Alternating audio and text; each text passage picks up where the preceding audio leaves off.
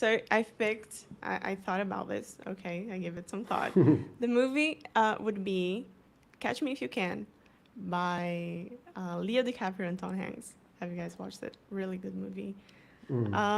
The song would be uh, Oh Children by Nick Cave and the Bad Seeds. Also a Ooh, very all good right. song. And the random recommendation is my favorite scented candle, which is citrus notes, sea salt, and cedar. So there you go. Ooh, a scented candle as a recommendation. I like it. I think that's Yeah. cool. Uh, Guillaume, I didn't exactly tell you to get ready with that, so I'll go next. Then you can have some more time to think. And so, for anybody that's joining in, we're just giving a few recommendations to help your own recommendation engines at home. And we're going to get into this conversation about rags in just a moment. But my song is with, oh my God, I've been listening to it because I found it. I didn't think that they had it on Spotify, but I found it this morning and I was so happy that they did. And it is Bill Evans and Chet Baker. Basically, their whole album, The Legendary Sessions, is just like incredible. But the first song on that uh, is on that album is called Alone Together. And when Chet Baker starts playing his little trombone, my God, it is like you can feel emotion. You can like touch it. That is what I would recommend. Anyone out there, I'll drop a link in the chat if you like it. The the film or series, This Fool. If you speak Spanish, it's even better. It is amazing series. Get that, do it. And as the rando thing, I've been having reishi mushroom powder in my coffee in the mornings. I highly recommend it. All right, last one. Let's get into the let's get into your recommendations and then we'll get into this rag chat. So yeah, I sucked a little bit. So for the song, I think I will give something like, because I'm French, I think you can hear it. So I will choose "Get Lucky" of Daft Punk, and because I am a little Classic. bit sad of the end of their collaboration. So yeah, just like I cannot like forget it. And it's a really good music. Like miss them. As a movie, maybe something like um, I really enjoy. We have a lot of French movies that are really nice, but something more international, maybe, and more mainstream. Django of Tarantino, that is really a good movie and really enjoy it. Like I watched it like several times and still a good movie to watch. And random thing, maybe a city to go to visit. I really enjoyed. It's hard to choose, really hard to choose.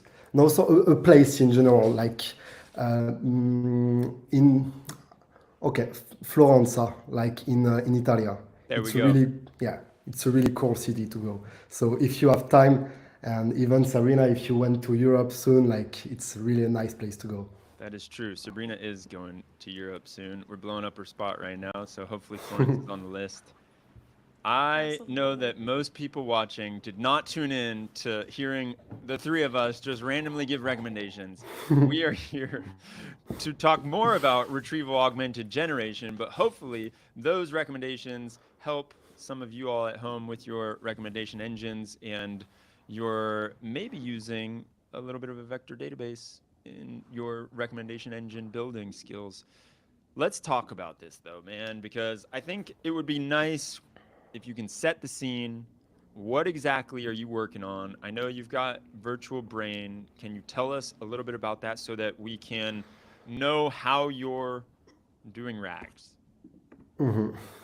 So yeah, because RAG is like, I think, the most famous word in the AI sphere at the moment. So VirtualBrain, what we are building, I mean, in particular, is that we are building an AI assistant for knowledge workers. So we are not only building like this next gen search bar to search content through documents. It's a tool for enterprises at enterprise grade that provide some easy way to interact with your knowledge. So basically, we create a tool that we connect to the world knowledge of the company. It could be whatever, like the drives, SharePoints, whatever knowledge you have, any kind of documents. And with that, you will be able to perform tasks on your knowledge, such as like audit, RFP, due diligence.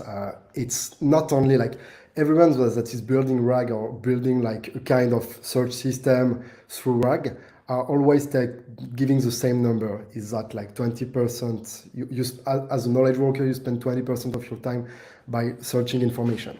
And I think I heard this number so much time, and that's true, but it's not enough.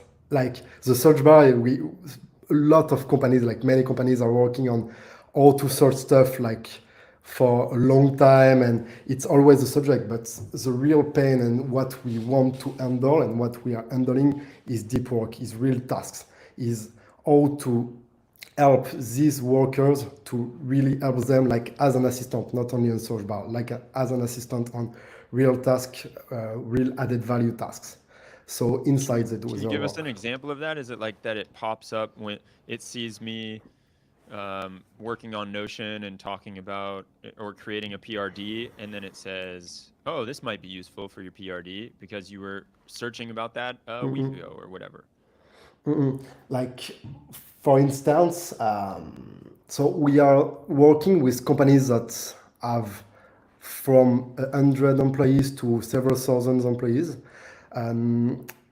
For instance, when you have to create a commercial proposal as a salesperson in a company, you have like an history with the company, an history in this ecosystem, an history in this like environment, and you have to capitalize on all this commercial proposition that you did in the past in your company. You can have like thousands of propositions, you can have thousands of documents, you can have reporting from different departments depending of like the industry you are working on. And with that, with the tool, so you can ask a question, you can capitalize on this document, and you can easily create new proposal by asking question, by interacting with the tool, to go deeply in this use case and to create something that is really relevant for your new use case and that is using really the knowledge that you have in your company. And so it's not only like retrieve or just like find me the last proposition of this client is more like, okay, use X past proposals to create a new one. And that's a real challenge that is linked to our subjects. It's because it's not only like retrieve 1, 2, or even 10 documents. It's about retrieving like 100, 200, a lot of documents, a lot of information, and you have a real like, something to do with a lot of documents, a lot of context, a lot of informations you have to manage.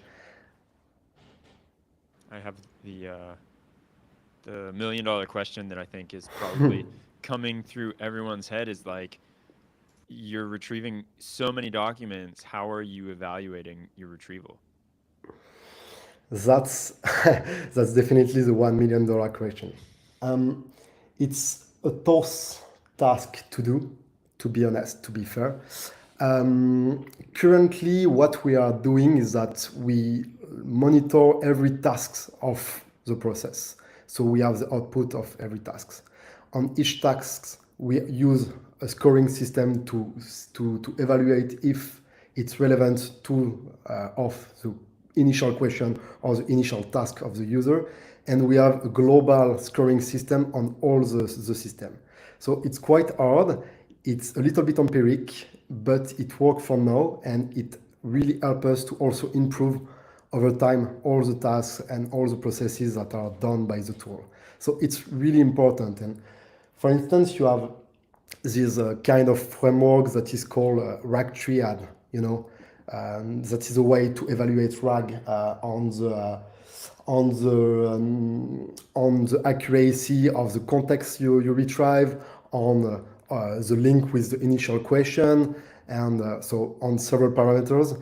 And you can really like have a first way to evaluate the quality of answers and the quality of everything on each steps. I love it. Can you go more into the tech that you use for each one of these steps? Yep. The stack in architecture.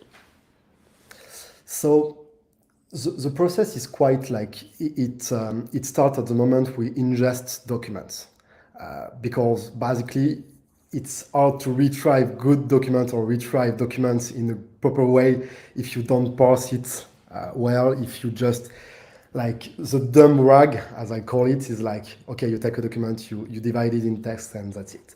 But you will definitely lose the context, the global context of the document, what the document in general is talking about, and you really need to do it properly and to keep this context. And that's a real challenge, because if you keep some noises, if you don't do that well, like everything will be broken at the end. So technically, how it works, so we have a proper system that we developed to ingest documents using like technologies, open source technologies. We only exclusively use open source tools because of security aspects and stuff like that. That's why also we are using Qdrant. One of the important point on that of that. So we have a system, we are using like, this serverless stuff to ingest document over time. We have also models that create tags on documents. So we use open source SLMs to tag documents, to enrich documents also, to create a new title, to create a summary of documents, to keep the context. When we divide the document, we keep the title of paragraphers, the context inside paragraphers, and we link every piece of text between each others to keep the context. After that, when we retrieve the document, so it's like the retrieving part, we have an hybrid search system. We are using Qdrant on the semantic part. So basically, we are creating embedding, we are storing it into Qdrant, we are performing similarity search to retrieve documents based on title, summary, filtering on tags, and on the semantic context. And we have also some keyword search, but it's more for specific tasks, like when we know that we need a specific document at some point, we are searching it with a keyword search. So it's like a kind of hybrid system that is using deterministic approach with filtering with tags, and a probabilistic approach with selecting document with this hybrid search and doing a scoring system after that to get what is the most relevant document and to select how much content we will take from each document. It's a little bit techy, but it's it's like really cool to create, and we have like a way to evolve it and to improve it. That's what we like around here, man. We want the techie stuff.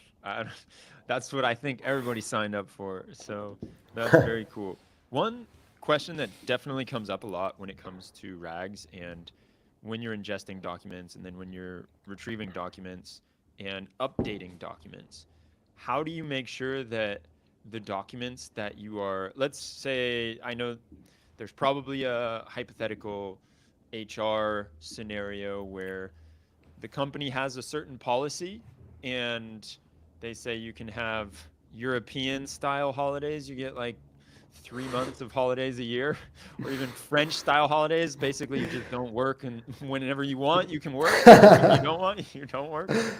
And then all of a sudden, a U.S. company comes and takes it over, and they say, "Nuh-uh, you guys don't get holidays. Even when you do get holidays, you're not working, or you are working." And so you have to update all the HR documents, right? So now, when you have this knowledge worker that is creating something, or when you have anyone that is getting help, like this co-pilot help, how do you make sure that the information that person is getting is the most up-to-date information possible?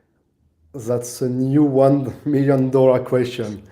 Dude, I'm coming with the hits today. I don't know what you were looking for. That's a really good question. So basically, you have several possibilities on that. First one, you have like this PowerPoint presentation V1, V2, VF, VF.1, VF.2, etc. that's a mess in the knowledge bases. And sometimes you just want to use the most updated, up-to-date documents. So basically we can filter on the created art and the date of the documents. Sometimes you want to also compare the evolution of the process over time. So that's another use case. Basically, we base, so during the ingestion, we are performing, so we are analyzing if date is inside the document, because sometimes in documentation you have like the date at the end of the document or at the beginning of the document. That's a first way to do it. We have the date of the creation of the document, but it's not a source of truth, because sometimes you created it after or you duplicated it and the date is not the same, depending if you are working on Windows, Microsoft, stuff like that. It's definitely a mess. And also we compare documents. So when we retrieve the documents and documents are really similar one to each other, we keep it in mind and we try to give more information as possible. Sometimes it's not possible, so it's not 100%, it's not bulletproof, but it's a real question of that. So it's a partial answer of your question, but it's like some way we are all, today filtering and answering on this special topic. Now I wonder what was like the most challenging part of building this frag, Mm, since there was like I is a lot. There are a lot of parts that are really parts are challenging. challenging. One of the challenging part was the scalability of the system. We have clients that come like on with teraoctet of data and want to be parsed like really fast, and so you have the ingestion, but even after, like the semantic search, even on like a large data set, can be slow. And today, ChatGPT answer really fast. So your users, even if the question is like way more complicated to answer than a basic ChatGPT question, they want to have their answer in seconds. Uh, So you have also this challenge that is really you have to take care. So it's quite challenging, and it's like this industrial supply chain. So when you upgrade something, you have to be sure that everything is working well on the other side, and that's a real challenge to handle. And we are still on it because we are still evolving and getting more data. And at the end of the day, like you have to be sure that everything is working well in terms of LLM, but in terms of research, and in terms also of UX, to give some insight to the user of what is working under the hood, to give them like the possibility to wait a few seconds more, but starting to give them a pieces of answer. Like, yeah. It's funny you say that because I remember talking to somebody that was working at u.com and they were saying how there's like the actual time. And then, so they were calling it something like perceived time and real, like actual time. So mm, you as a end user, if you get asked a question or maybe there's like a trivia quiz while the question is coming up, then it seems like it's not actually taking as long as it is. Even if it takes five mm, seconds, it's a little bit cooler. Or as you were mentioning, I remember reading some paper, I think, on how people are a lot less anxious if they see the words starting to pop up like that. mm, And they see, like, okay, it's not just I'm waiting and then the whole answer gets spit back out at me. It's like I see the answer forming as it is in real time. And so that can calm people's nerves too. mm. Yeah, definitely. Like you have a lot. I mean, human's brain is like marvelous on that, and you have a lot of stuff. Like one of my favorites is the illusion of work. Do you know it? Is like it's the total opposite. Like if you have something that seems difficult to do, adding more time of processing Oh, can yeah. can like so the user will imagine that it's really a hard task to do. And so that's really funny. They're Like, so funny like that, man. yeah, yes, like it's the opposite of what you will think if you create a product. but that's real stuff.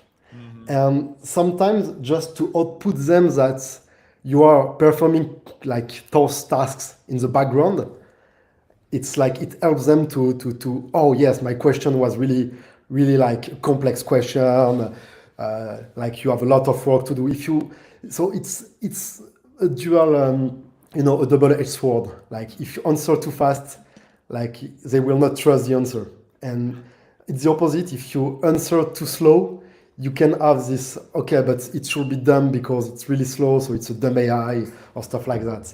So that's really funny. My co-founder actually like was a product guy, so really focused on product, and he really loves this kind of stuff. So yeah. They're great thought experiments. That's interesting. And you mentioned like you chose Quadrant because it's open source, but now I wonder if there's also something to do with your need for something that's fast, that's scalable, and what other factors you took in consideration when choosing the vector DB. Yes, I told you that the scalability and the speed is like one of the most important points and tough part to handle. And yes, definitely, because when you are building a complex RAG, you are not like just performing one research at some point. You are like doing it maybe like you are like splitting the question, doing several at the same time, and so you must, it's like mandatory to have a vector database that is scalable, that is fast, that can handle that has a low latency, that can handle parallel requests, a large amount of requests. So you have really this need, and Qdrant was like an obvious choice. We did a benchmark, so we really like tried several possibilities. Tell Some me more. Yeah. What? we tried the classic Postgre page vectors. That is, I think we tried it like 30 minutes and we realized really fast that it was really not good for our use case. We tried Weviet, we tried Milvus, we tried Quadrant, we tried a lot.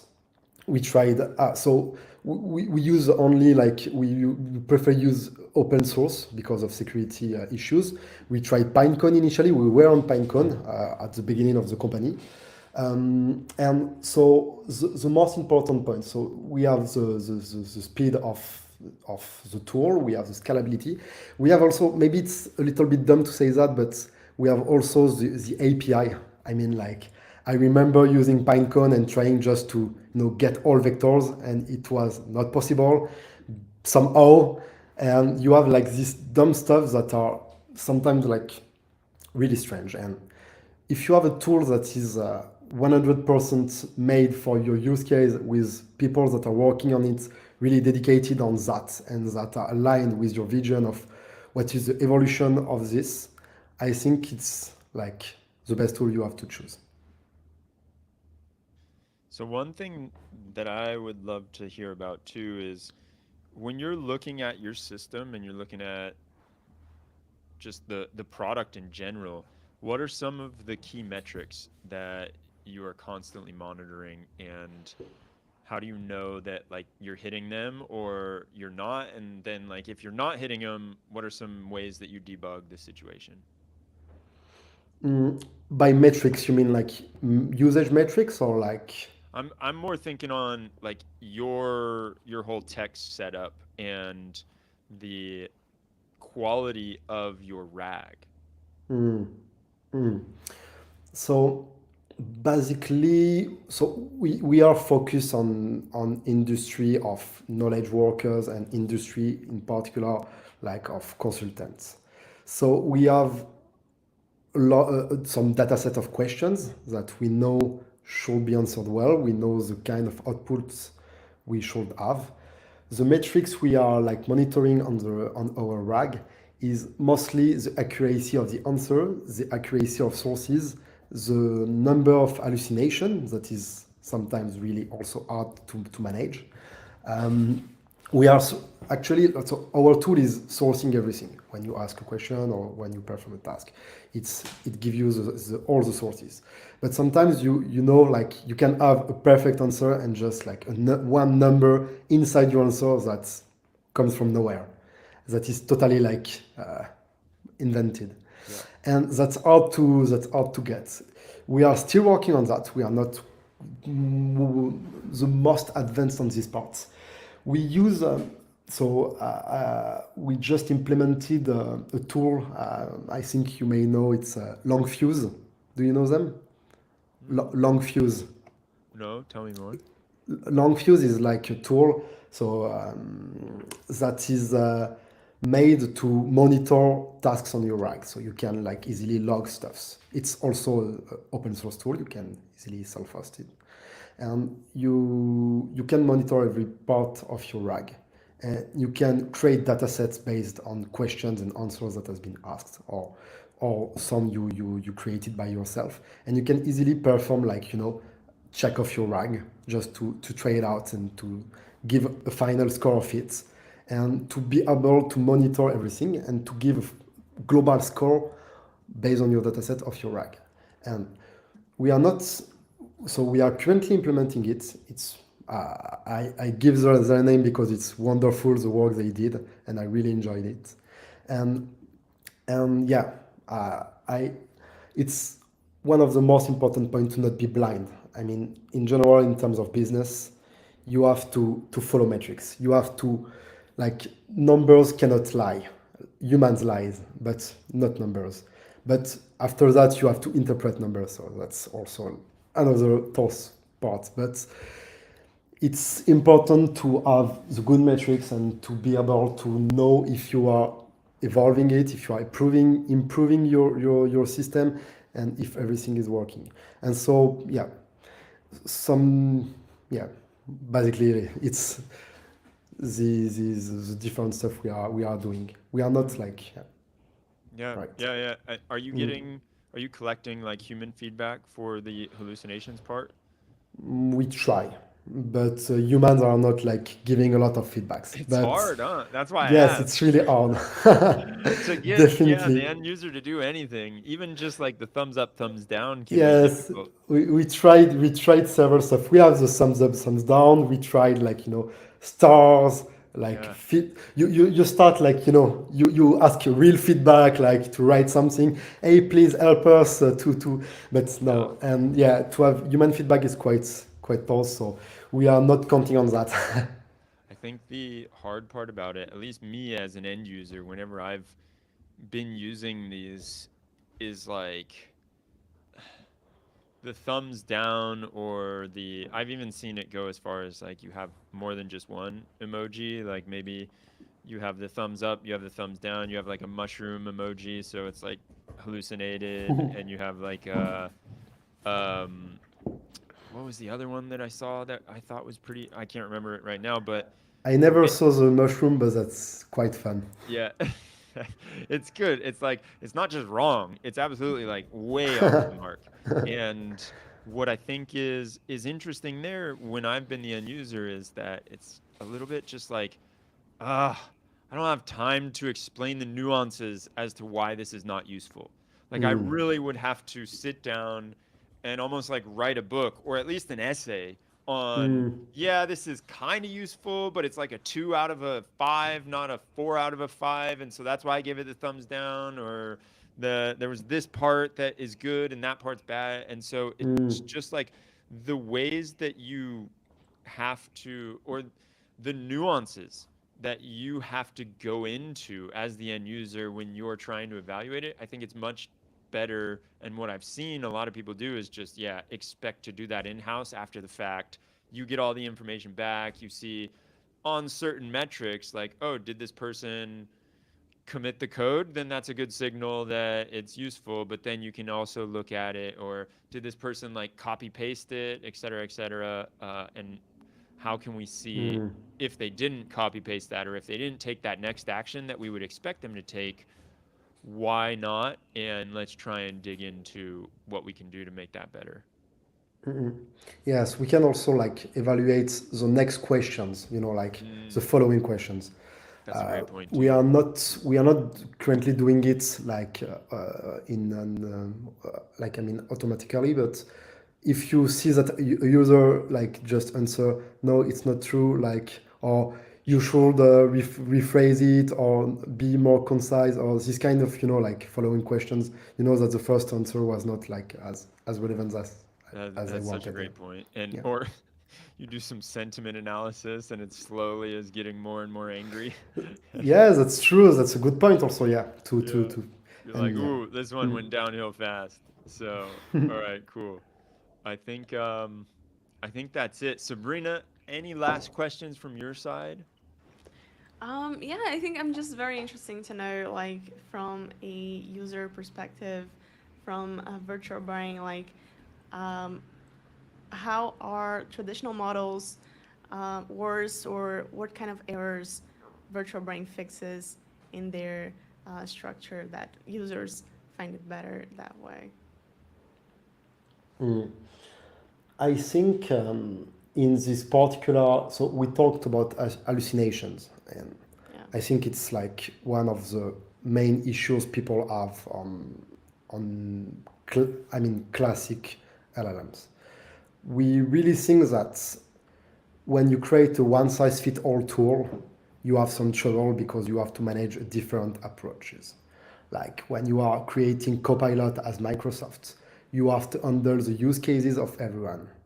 And I really think that so our AI is not trained to write you a speech based on Shakespeare and with the style of Martin Luther King. It's not the purpose of the tool. So if you ask something that is like out of the box, he will just say like, okay, I don't know how to answer that. And that's an important point. That's a feature by itself, to be able to not go outside of the box.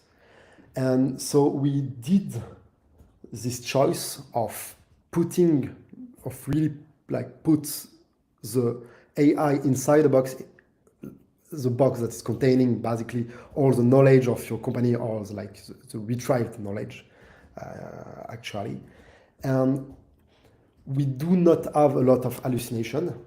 I will not say like 0%, but it's close to zero, because we analyze your question, we put the AI in a box, we enforce the AI to think about the answer before answering, and we analyze also the answer to know if the answer is relevant. And that's an important point that we are fixing, and we fix for our user, and we prefer, yes, to give like non-answers and a bad answer. Absolutely. And there are people who think like, hey, this is a rag, it's not going to hallucinate, and that's not the case at all. Like, Mm. it will hallucinate less inside a certain context window that you provide, right? But it still has a possibility. So minimizing that as much as possible is very, very valuable. And so So good. Cool. Yeah. Well, I think with that, our time here is coming to an end. I really appreciate this. I encourage everyone to go and have a little look at Virtual Brain. We'll drop a link in the comment in case anyone It's wants. free to sign up, so you can like try it for free. Even better. Look at that. Christmas came early. So, well, let's go have some fun, play around with it. And I can't promise, but I may give you some feedback. I may give you some evaluation metrics if it's So hallucinating or what. if I see some like thumbs up or thumbs down, I will know that it's you. Yeah, yeah. Cool. Exactly. All right, folks. That's about it for today. We will see you all later. As a reminder, don't get lost in vector space. This is been another Vector Space Talks. And if you want to come on here and chat with us, feel free to reach out. See ya. Cool. see See you you. guys. Thank you. Bye. Bye bye.